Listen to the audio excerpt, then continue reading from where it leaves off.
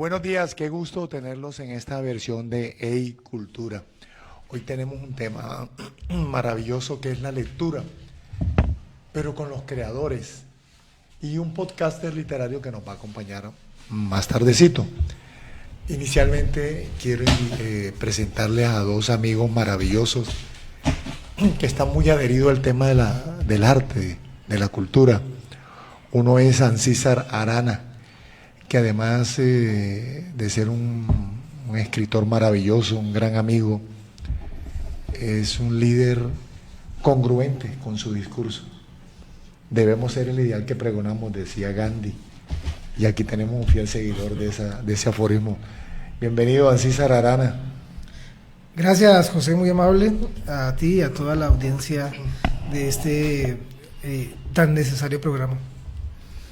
Gracias, Ancísar.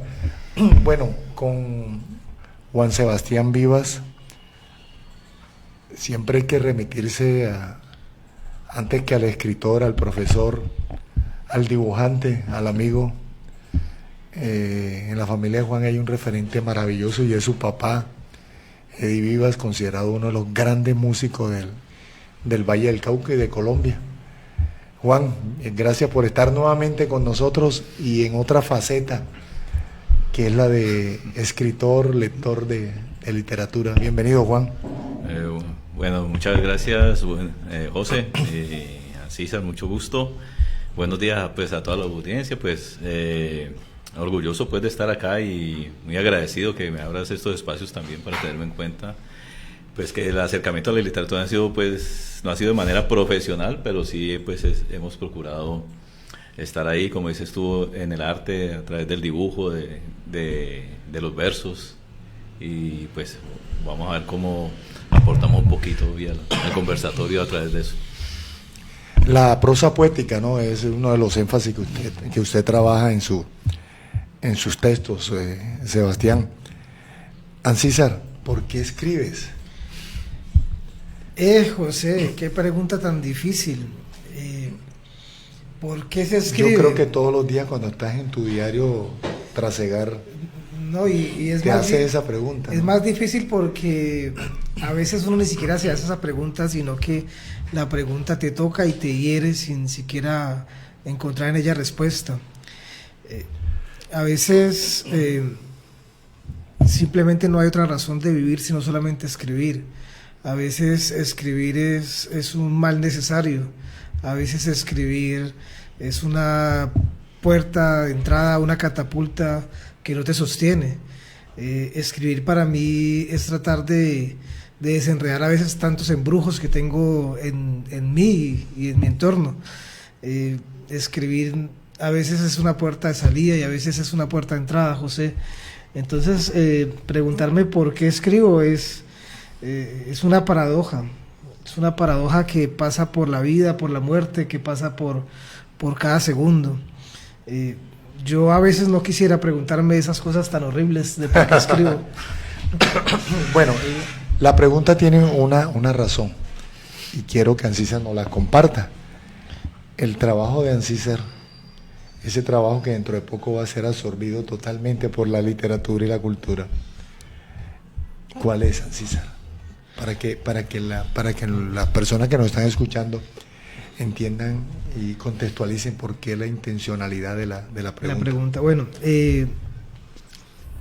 yo me desempeño como funcionario del IMPEC, soy dragoneante hace casi 22 años, actualmente trabajo en la Penitenciaría de Máxima Seguridad de Palmira como funcionario activo, uniformado, y ahí en esos espacios diversos de la prisión también desarrollo ciertas actividades culturales en torno a la literatura, José. Muchas y maravillosas, porque hemos sido testigos y hemos estado al interior del penal acompañando estos procesos. ¿Cómo ha sido la dinámica con los internos y cuáles los primeros resultados, Ancísar? Ya, esto es un ganar-ganar. Y ahí sí cabe el chiste de que tenemos un público cautivo. Sí. Cabe el chiste. Literal, ¿no? Literalmente. En este momento tenemos entre 20 y 25 internos con diferentes condiciones jurídicas, socioeconómicas, diferentes tipos de delitos, que participan de un taller de escritura creativa que se llama Versidiarios. Un taller de escritura creativa que actualmente está aprobado como proyecto ante el IMPEC, que tiene todas está embarcado en la normatividad y que es totalmente legal en este momento. Sin embargo, hace unos 5 años que empezamos, era más que todo como clandestino. Sí. Entonces, es el romper la monotonía de las rejas, es el romper la monotonía de los pasos para encontrar libertad en las palabras. ¿Cuántas personas, tenemos las estadísticas, cuántos internos se han beneficiado o se han dejado arropar de las letras? Uy, no, o sea, no tengo, tengo la documentación para hacer esa estadística, pero te cuento que es difícil porque afortunadamente es un público que es variable en su 80%, pero hay un grupito que son 4 o 5 que se sostienen en el tiempo, mientras los demás van girando en torno a que cambian de cárcel o se van de libertad. Entonces, he tenido una inquietud, además de escritores, ¿han salido declamadores, lectores dramáticos de los textos? Tenemos de todo, tenemos un declamador, tenemos uno que escribe cuentos, pero no son cuentos, sino más bien leyendas del Pacífico colombiano, tenemos cuenteros, tenemos poetas. Al final simplemente es aprovechar el espacio para encontrar en qué se siente bien ser parte de esa cultura. Entonces ahí tratamos de enfatizar para que ellos puedan de una u otra forma desarrollarse sin importar distinción de sexo, de raza, de delito, y puedan ser un poco más, la cultura pueda llegar un poco más a ellos. Gracias, César. Bueno, damos la bienvenida a otro Vivas, a Juan José Vivas. Bueno, ahora sí con Juan Sebastián Vivas, vamos con la misma pregunta, ¿por qué nos dio la sorpresa que escribía un profesor de educación física especializado en deportes? Definitivamente esa vena o ese legado que dejó tu padre, el gran maestro de la música, Eddie Vivas, salió a flote y tú permitiste eso, Sebas. Sí, bueno, primero pues felicito a César pues por ese proyecto muy bonito y en las circunstancias que se hace pues esa necesidad.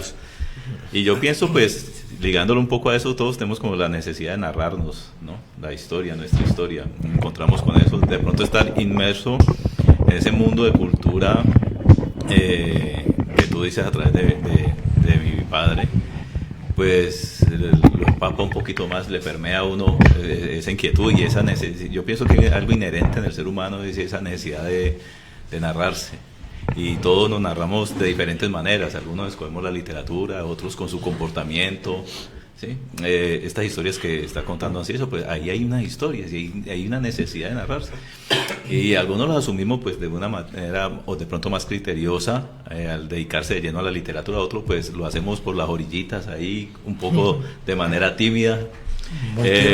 Sí, pero siempre yo creo que el ser humano tiene esa necesidad de conexión con los demás, y esa es la narrativa. Sí, y esa narrar lo que está pasando, narrar su historia. No en vano el ser humano en torno a una hoguera se contaba sus historias, esa narración oral, ¿sí? Y porque nos construye como individuos, nos construye como cultura, como sociedad. Entonces un poquito como darle rienda suelta a esa voz que tenemos y que de verdad a algunos se nos vuelve como una necesidad, ¿no?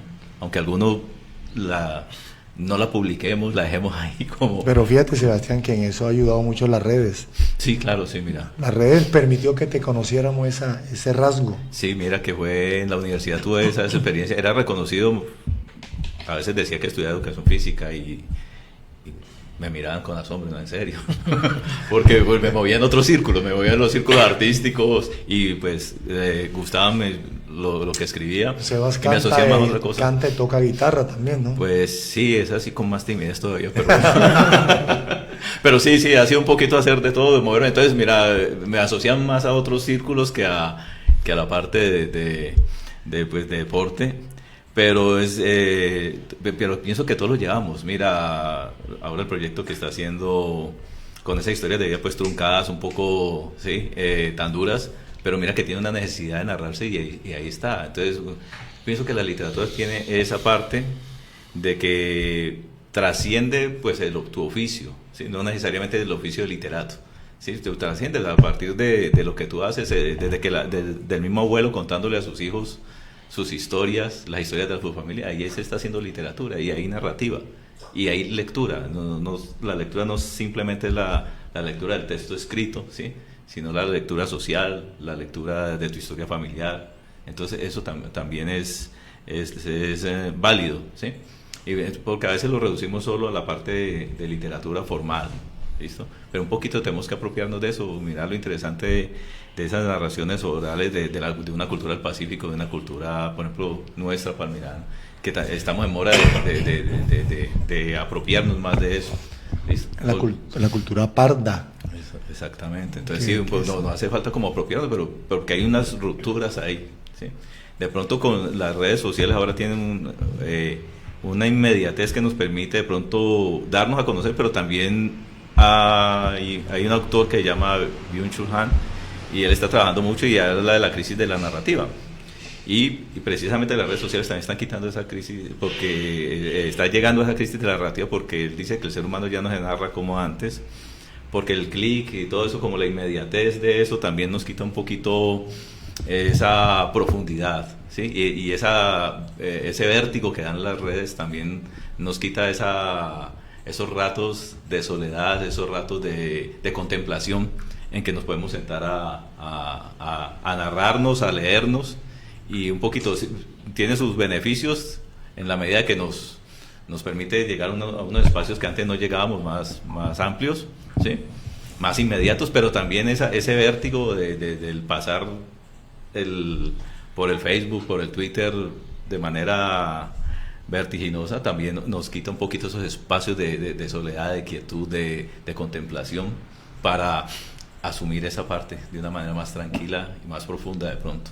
Sebastián, la experiencia acá en Eicultura nos ha demostrado que en la medida que los invitados nos reconocen, sobre todo los que están ligados al tema literario, cuáles han sido sus primeras lecturas, sus influencias literarias, van desnudando como un perfil más definido de qué son, pero a partir de esas influencias o esas primeras lecturas, le pregunto a los tres, ¿cuáles son esas? Bueno, pues en la casa hay muchos libros. A ver, un autor que fue fundamental para mí para abrir el mundo, pues uno de niños interesa mucho en la literatura de aventura, ¿no? Y para mí fue algo definitivo fue Mark Twain con Tom Sawyer, las aventuras de Tom Sawyer y Huckleberry Finn. O sea, eso te abre, el niño que se acerque a ese autor con ese par de obras, se le abre el mundo de posibilidades, ¿sí? Y ya después vinieron otros más complejos, acercarme a los Tres Mosqueteros, al Conde de Montecristo, ¿sí? Esas que son más de aventuras, ese tipo. Entonces, y era como vivenciar en esa época, pues, que no era de redes ni nada, entonces eso te da una rienda suelta a la imaginación. ¿Listo? Entonces, para mí fue muy vital Mark Twain con esos dos libros que te mencioné. Y ya después vino Cortázar, ya después vino un poquito más complejo Borges, ya acercarse pues como buenos colombianos y el boom del premio Nobel de Gao, ¿sí? Entonces también... Ahora entiendo, cuando mencionas a Cortázar, entiendo porque tienes un énfasis en prosa poética. Ahí se ve la mano de, sí, claro, de Cortázar. Sí, porque Cortázar es muy lúdico, jugaba mucho con las palabras, con el mundo, con la realidad, y no es clasificado como tal, pero yo pienso que ese sí hizo como un realismo mágico, ¿no? Pues como lo vemos nosotros desde el trópico, sí, pero sí hizo porque él inventaba su realidad, ¿sí? Él te juega con eso, ¿sí? Te juega con las palabras. Entonces, un poco transgresor también en las formas, transgresor en la estructura de la novela, por ejemplo, Rayuela. Él trastoca toda la estructura de una novela, ¿no? Entonces, y la riqueza del lenguaje poético. A veces inclusive calificado de cursi, porque él mismo él mismo se decía y no tenía problema con eso. Ancísar. Ve, José, mi incursión a la poesía y a la literatura de muy pelado, no sé, séptimo, 14, 15 años, influenciado por las clases de español y literatura y por un libro que era el libro de lectura de enseñanza. Y ahí conocí poesía de Sor Juana Inés de la Cruz, de Ismael Enrique Arciniegas, conocí poesía de Pablo Neruda, pero era un poema de cada uno y ahí me fui enamorando. Yo lo que hacía era irme a la biblioteca departamental y entonces me llevaba esos referentes y allá me sentaba a leer. En ese tiempo no prestaban libros, había que llegar ahí a leer y sacar fotocopias. Entonces me adentré también en el mundo de Neruda, me tragué todo lo que fue los 20 poemas de amor, una canción desesperada, y pasé derecho por Neruda con los 100 sonetos, con canto general, bueno, me bailé todo lo que fue Neruda en ese comienzo, pero no tragaba solamente poesía, tragaba, devoraba. Empecé a leerme, increíble a esa edad, todo lo que era de Julio Verne, todo lo que era de Edgar Allan Poe, todo lo que era conocí la novela policíaca, Agatha Christie, y te cuento que me tragué de Agatha Christie. Truman Capote, ¿leíste algo? No. La sangre fría. En esa época no. De Agatha Christie con sus novelas policíacas yo creo que me comí unos 14 o 15 libros de ella. Entonces esos fueron como mis primeros inicios en la lectura. Pero luego llega una etapa crítica en la que tratas de buscar qué es lo que te gusta. O sea, encuentras la poesía, pero luego busca lo que te gusta. Ahí fue donde conocí a Darío Jaramillo Agudelo. Uy, excelente poeta, uno Sí. de mis preferidos, ahí te cuento. Sí, ahí pegamos duro con la poesía de Darío Jaramillo Agudelo. Y empecé a chapuzar de todos lados, ¿no? En la actualidad hay unos poetas aquí colombianos que son los que quiero, amo y tengo de referencia, y tal vez de pronto no están en la escena poética nacional encumbrados, pero por ejemplo Cristian Cárdenas de Pereira, Andrés Galeano, son para mí referentes de la poesía nacional. Son muy jóvenes y están llenos de poesía. Entonces esos han sido como mis primeras lecturas que me llevaron pues a este sistema que voy ahora, ¿no? Bueno, estos dos señores escriben, y la persona que les voy a presentar, que es muy cercana a la Q Digital, a Cultura, es Juan José Vivas, pero Juan es podcaster. Juan, bienvenido nuevamente, qué gusto tenerte. Hola José, a toda la audiencia, a los invitados de esta mañana, pues un gusto estar compartiendo con ustedes y bueno. Juan, antes vamos a contextualizar porque sí, siempre nos vamos por el término, pero vamos a aterrizarlo. ¿Qué hace un podcaster literario? Pues a ver, ese podcaster literario es un término que yo te agradezco porque, digamos, no ha existido esa pretensión, pero bueno, hemos incursionado en el tema de la literatura, de compartir, de incentivar la lectura, porque compartimos fragmentos de obras muy importantes, muy representativas de la literatura latinoamericana, literatura universal. En las últimas semanas hemos estado trabajando el tema de literatura infantil y hemos estado regresando, justamente resolviendo al mismo tiempo la pregunta de la inclusión en la lectura.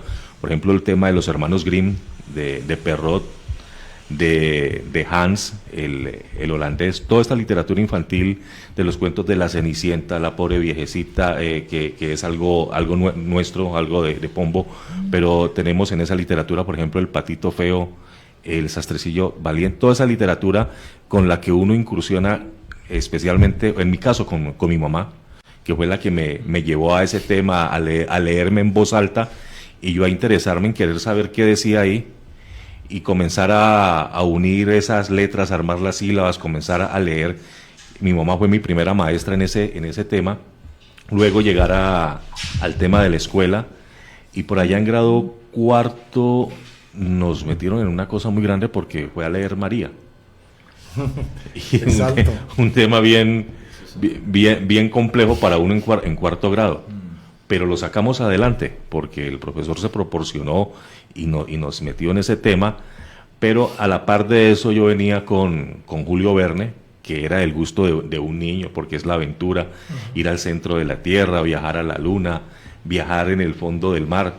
Toda esta literatura fue la que a mí me llevó a interesarme y a participar digamos, en el contexto de escuela, de colegio, a participar en las actividades, haciendo lo que en algún momento en la universidad le llamábamos lectura escénica, oral escénica. Y a la par de eso, ya luego, pues, en el bachillerato, uno incursiona con los autores latinoamericanos, lo que mencionaban ahora, por ejemplo, a Cortázar. Un tema bastante fuerte que tratábamos fue lo de Mario Vargas Llosa, y luego lo de nuestro Nobel, con Gabriel García Márquez. Entonces, eso ha marcado mucho el tema de la narrativa, de lo que se ha manejado en el tema del gusto por leer y el compartir las lecturas. Gracias, Juan José. Bueno, maestro, con usted comenzamos. Usted ha publicado un par de libros, inclusive eres editor, Ancísar. Eso es un salto grande, maravilloso. Pero hoy queremos y de todos ustedes, que nos compartan parte de lo que han sido sus escritos. Y qué mejor que escucharlo en las voces de los autores, con excepción de Juan, que nos va a leer y nos va a compartir uno de los textos que trae para el día de hoy. Ancísar. Te voy a compartir uno cortico. Del libro Vocación de Barro, que tiene ya un par de años editado, publicado. Y son de los que casi no tienen salida, de los corticos que casi no comparto. Se llama Los símbolos del retorno. Retorno al círculo de tus brazos. En los bolsillos, las palabras son una maleta de retazos. Prometo volver a alejarme, dejarme ir detrás de mis versos, hasta parir de nuevo en mis labios los símbolos del retorno.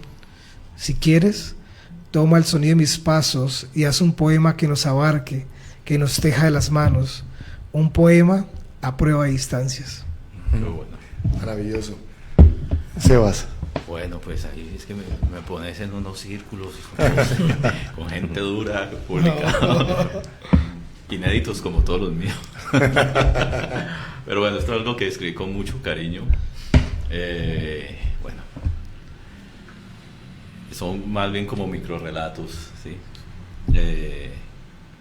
Empapados de poesía, pues como dice José, la prosa poética. Entonces dice, se llama Tú, óleo sobre lienzo. Sigo las huellas que dejas con tus trazos. Me adentro en la búsqueda, un poco espectador, un poco connoisseur. Simplemente quiero saber quién eres. Observo cada detalle tratando de descifrar la incógnita que vive en la vegetación multicolor, en las figuras de vocación mitológica. Creo descubrir en las formas imbricadas un fragmento que sumo al todo que he ido formando de ti. Me detengo, me pierdo en el puntum. Siento tus ojos desde algún lugar devolverme la mirada, palpitando entre los peces y aves que habitan el universo que has creado.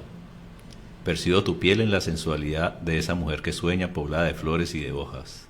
Te siento como ella, habitando entre dos mundos, la imaginación y la realidad, lo material y lo incorpóreo, lo concreto y lo etéreo.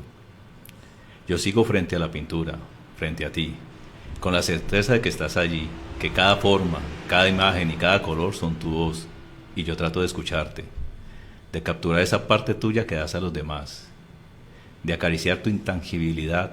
De algún modo lo he logrado. Me dispongo a marcharme, siento una mirada que indaga y yo pretendo anonimato.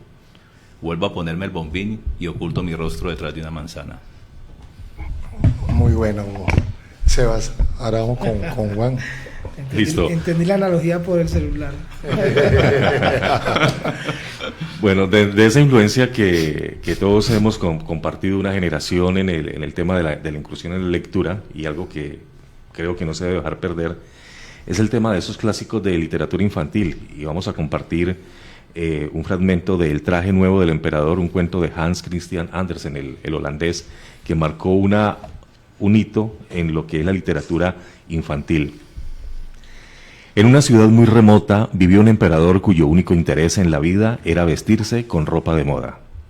Era tan grande su vanidad que se cambiaba de traje varias veces al día para que todos pudieran admirarlo. Un día cualquiera, dos estafadores se acercaron al emperador manifestando que eran excelentes sastres y que podían coserle un traje magnífico. Sería tan ligero y fino que parecería invisible, pero solo para aquellos que eran ignorantes. El emperador estaba muy emocionado de contar con un traje que le permitiera saber cuáles de sus funcionarios eran aptos de los cargos que ocupaban y ordenó a los supuestos sastres comenzar su trabajo de inmediato, pagándoles una enorme suma de dinero. Después de un tiempo, el rey le pidió a un anciano ministro que fuera a ver cuánto habían progresado los dos sastres con su traje. El ministro vio a los dos hombres agitando tijeras en el aire, pero no podía ver la tela. Sin embargo, se quedó en silencio por temor a ser llamado ignorante. ¿Se encuentra usted muy callado, señor ministro? ¿Acaso no puede ver la maravillosa tela?, dijo uno de los estafadores. Claro que sí la veo. Esta tela está muy bella, y así se lo comunicaré a nuestro emperador, respondió el anciano ministro sin querer parecer ignorante.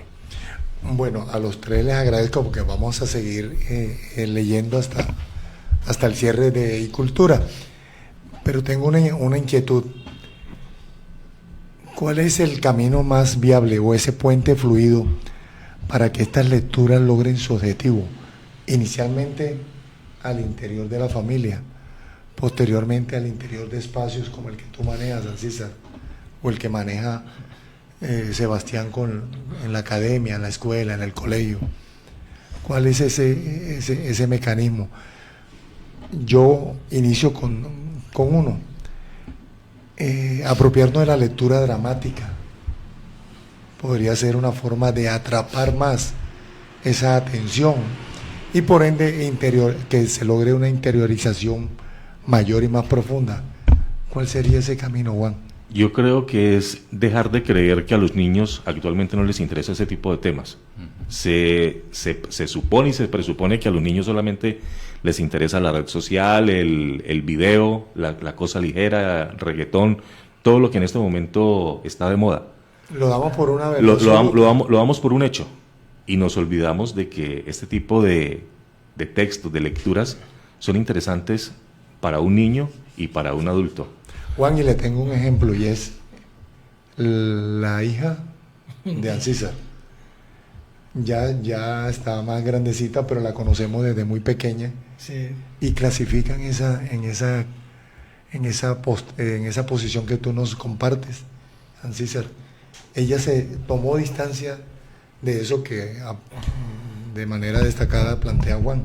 Yo he tenido la fortuna, bueno, yo llegué a mi hogar con mi flaca, que yo sepa ya no escribía poesía, escribíamos cartas de amor en su época, ¿no?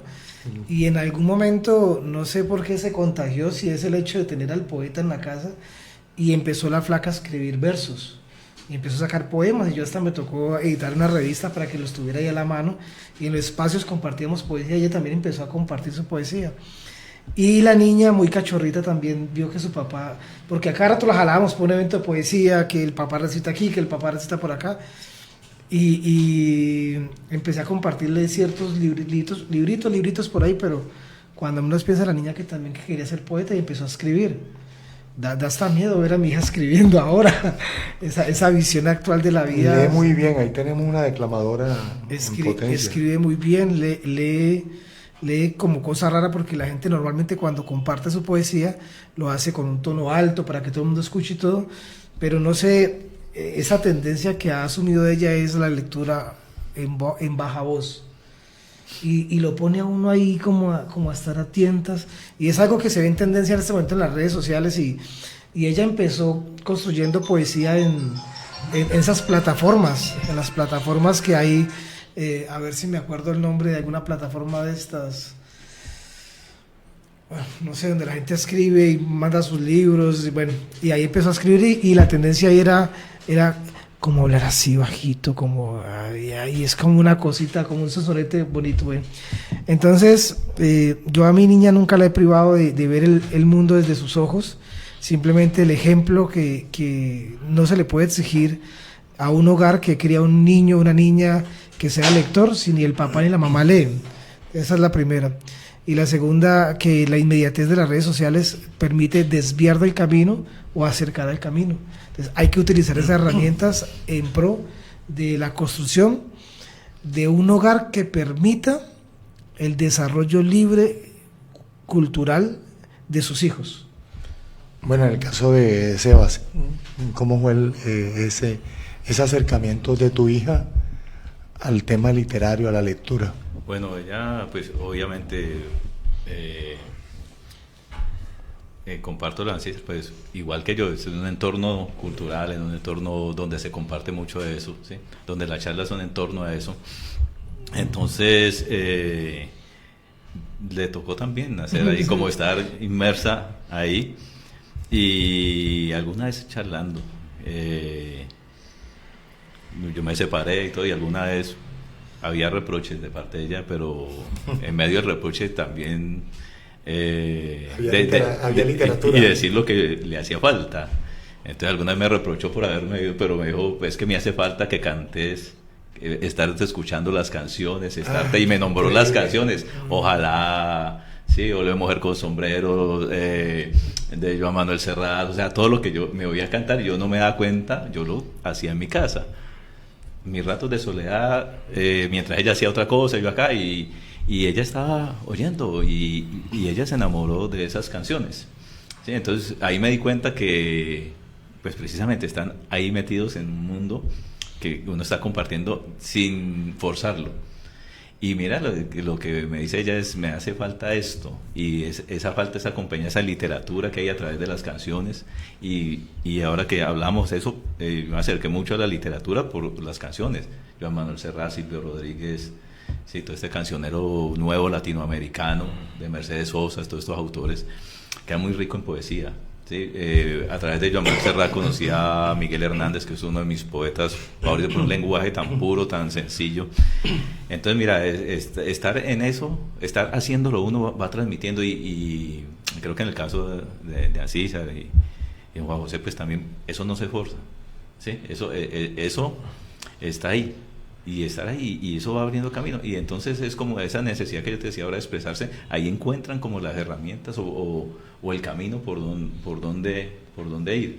Entonces mira, yo no era consciente de eso, y a través de unas canciones ella igual pasó del reggaetón y todo eso, no le interesó. Ahora se enrumba con eso, pero no pero para construir su narrativa, para construir su voz, no se alejó de eso.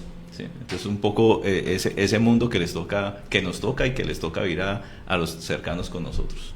Bueno, mire, las pruebas de medición internacional PISA, que miden el alcance académico de los estudiantes en el mundo, y en el cual Colombia está en un nivel muy bajo, sobre todo en lectura y en matemáticas. En Finlandia es de los países que marca un primer lugar.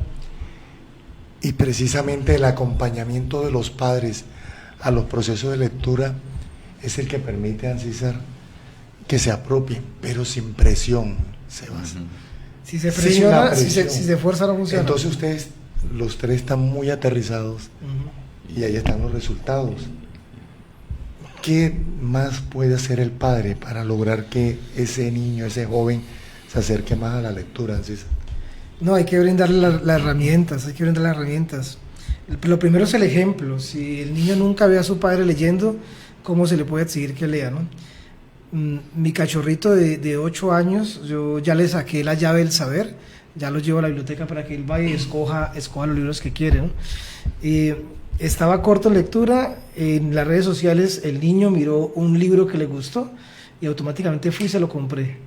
Y se lo leyó y no había terminado, y fui y le compré el otro, porque uno mete a los niños a la lectura con la motivación que a ellos les gusta. Mi niña para lectura era lo que le obligaban así en el colegio, ¿no?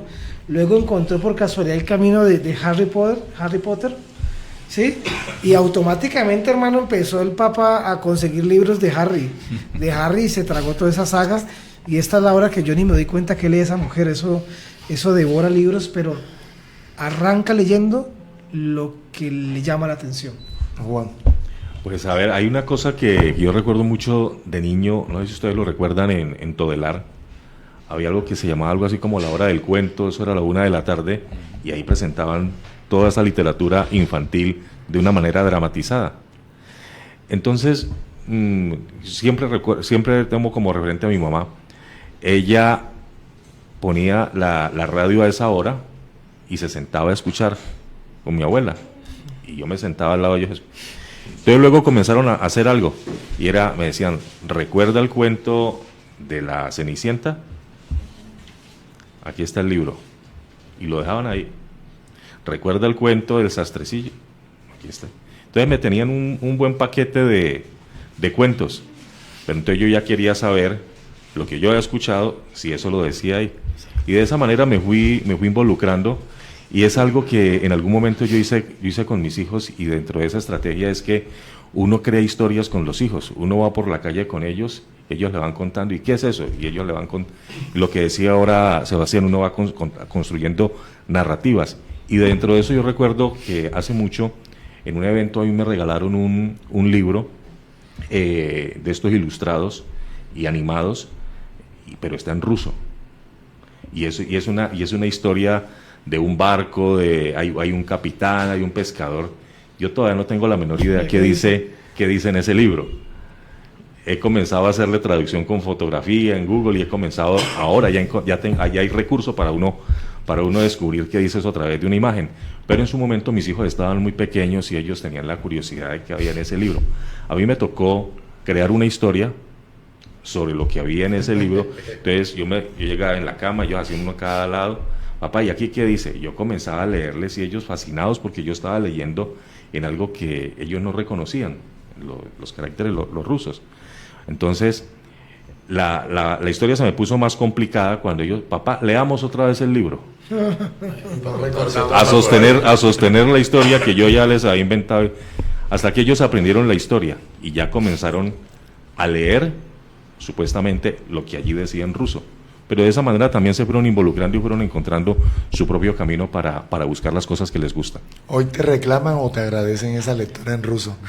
Ahora les parece muy simpático y me dicen que soy un timador. Pero mira, hubo creación, hubo literatura. Sí, claro. Algo, mira, y es un buen ejercicio. Creamos una historia propia. Claro.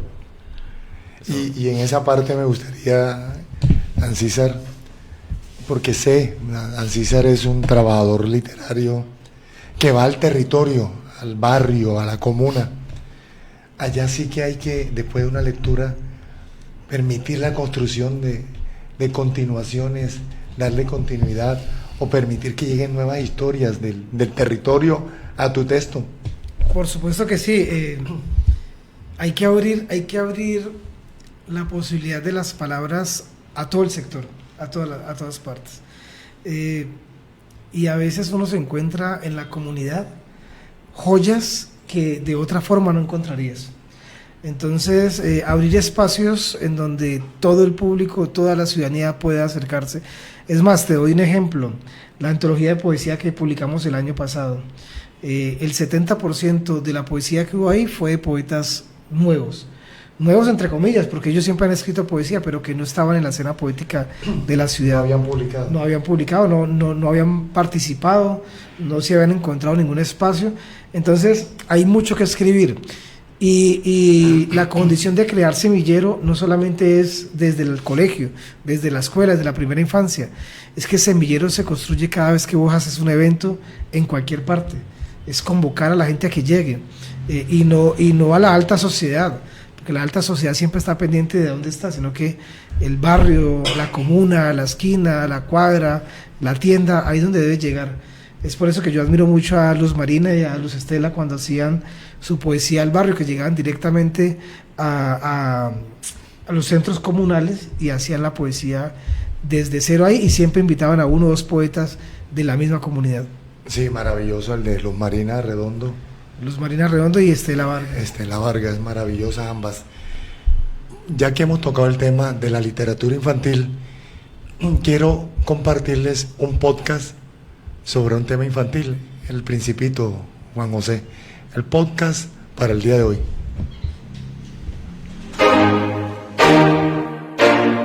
Hey Cultura y Señora Radio presentan Lecturas sin Límites con Juan José Vivas Torijano.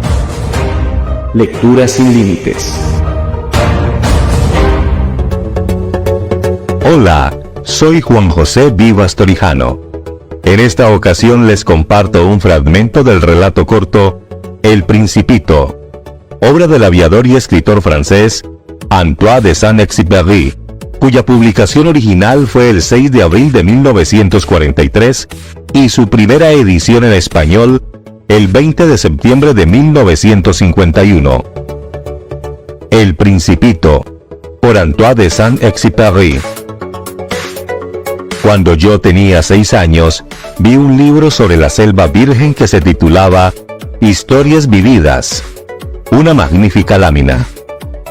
Representaba una serpiente boa que se tragaba a una fiera. En el libro se afirmaba: la serpiente boa se traga su presa entera sin masticarla. Luego ya no puede moverse y duerme durante los 6 meses que dura su digestión. Reflexioné mucho en ese momento sobre las aventuras de la jungla y a mi vez logré trazar con un lápiz de colores mi primer dibujo. Mi dibujo número 1 era de esta manera. Enseñé mi obra de arte a las personas mayores y les pregunté si mi dibujo les daba miedo. ¿Por qué habría de asustar un sombrero? Me respondieron: mi dibujo no representaba un sombrero. Representaba una serpiente boa que digiere un elefante. Dibujé entonces el interior de la serpiente boa a fin de que las personas mayores pudieran comprender. Siempre estas personas tienen necesidad de explicaciones. Mi dibujo número 2 era así. Las personas mayores me aconsejaron abandonar el dibujo de serpientes boas, ya fueran abiertas o cerradas, y poner más interés en la geografía, la historia, el cálculo y la gramática. De esta manera, a la edad de 6 años, abandoné una magnífica carrera de pintor. Había quedado desilusionado por el fracaso de mis dibujos número 1 y número 2. Las personas mayores nunca pueden comprender algo por sí solas y es muy aburrido para los niños tener que darles una y otra vez explicaciones. Tuve pues que elegir otro oficio y aprendí a pilotear aviones. He volado un poco por todo el mundo y la geografía. En efecto, me ha servido de mucho. Al primer vistazo, podía distinguir perfectamente la China de Arizona. Esto es muy útil, sobre todo si se pierde uno durante la noche. A lo largo de mi vida, he tenido multitud de contactos con multitud de gente seria. Viví mucho con personas mayores y las he conocido muy de cerca. Pero esto no ha mejorado demasiado mi opinión sobre ellas. Cuando me he encontrado con alguien que me parecía un poco lúcido, lo he sometido a la experiencia de mi dibujo número 1 que he conservado siempre. Quería saber si verdaderamente era un ser comprensivo. E invariablemente me contestaban siempre: es un sombrero. Me abstenía de hablarles de la serpiente boa, de la selva virgen y de las estrellas. Poniéndome a su altura, les hablaba del bridge, del golf, de política y de corbatas. Y mi interlocutor se quedaba muy contento de conocer a un hombre tan razonable. Viví así, solo, nadie con quien poder hablar verdaderamente, hasta cuando hace 6 años tuve una avería en el desierto de Sahara. Algo se había estropeado en el motor. Como no llevaba conmigo ni mecánico ni pasajero alguno, me dispuse a realizar, yo solo, una reparación difícil. Era para mí una cuestión de vida o muerte, pues apenas tenía agua de beber para 8 días.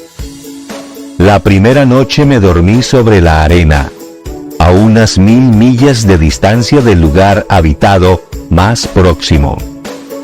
Estaba más aislado que un náufrago en una balsa en medio del océano. Imagínense, pues, mi sorpresa cuando al amanecer me despertó una extraña vocecita que decía: por favor, píntame un cordero. Píntame un cordero. Me puse en pie de un salto como herido por el rayo. Me froté los ojos.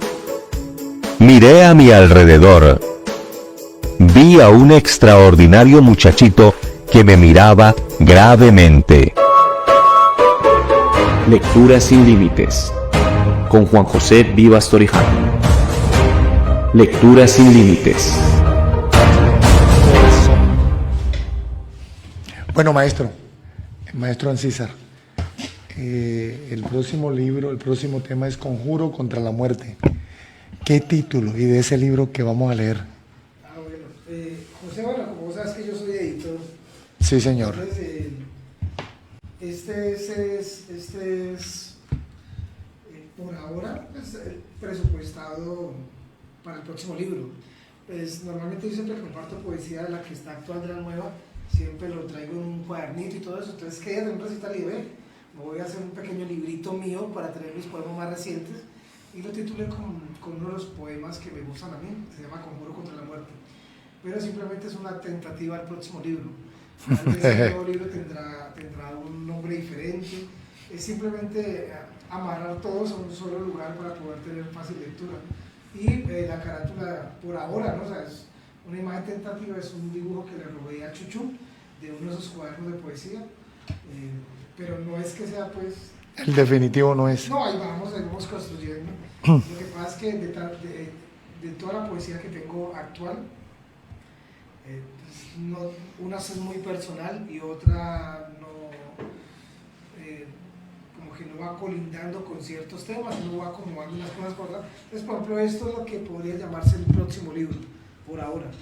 Quién sabe dentro de 8 días qué locura será. Quiero compartirte, José, mis compañeros de mesa y al público en general, referente a lo que tú preguntabas, por qué se escribe, ¿no?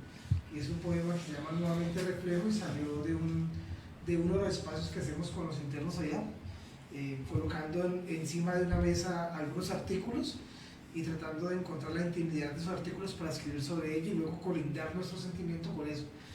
Y ellos hicieron el ejercicio muy bien. Pero en mi cabeza también me quedó el ejercicio, en algún momento me senté a escribir sobre eso y nació este poema. Escribo en el espejo fragmentado del día, con estos pasos carentes de tiempo, este ir desesperado hacia ningún lado como si existiera destino. Escribo con la menguada luz de una linterna en decadencia, escarbo entre las tinieblas de la sustancia de mis versos, y se posa de vez en cuando el tenue rayo de luz que asemeja ser mi poesía sobre el vaho acumulado en las palabras, tantea en los rincones de mis versos en busca de una metáfora olvidada en la oscuridad, se estanca entre los recovecos del pasado como si no quisiera salir nunca de esas habitaciones, hasta que la luz se apaga en mis manos y el vacío es cortado por la palabra, por una sola palabra que no es verbo, pero conjuga mis tiempos, que no es lluvia, pero me nombra, que no conoce la sal de los labios, pero es murmurada constantemente en el vacío de mis papeles, que no es poesía, pero está justo donde la luz no alcanza, donde se juntan los cristales rotos con la ambición de ser nuevamente reflejo, donde el cuchillo pierde el filo de su esencia y escribe como si no hubiese otra razón de vivir. Muchas gracias, maestro. Sebas. Ustedes pues, siempre son los míos de un corte muy íntimo. Por favor. Siempre procuro los estados de ánimo, siempre van acompañados también con música. Entonces siempre como asocio lo que escribo también a música, y algunos de los que escribo le pongo un fondo musical ahí. Se llama Entre mis dedos, música de fondo de Chet Baker. Muevo mi mano dibujando el contorno de tu cuerpo. Con una caricia casi imperceptible hago realidad tu piel. Por esta vez dejas de ser pensamiento y te materializa. Te rescato de algún erótico recuerdo ya lejano y al roce de mi tacto tu desnudez va apareciendo de nuevo en mi cama. Estás aquí. Deslizo mi mano a lo largo de tu cuerpo y de algún punto emergen mariposas.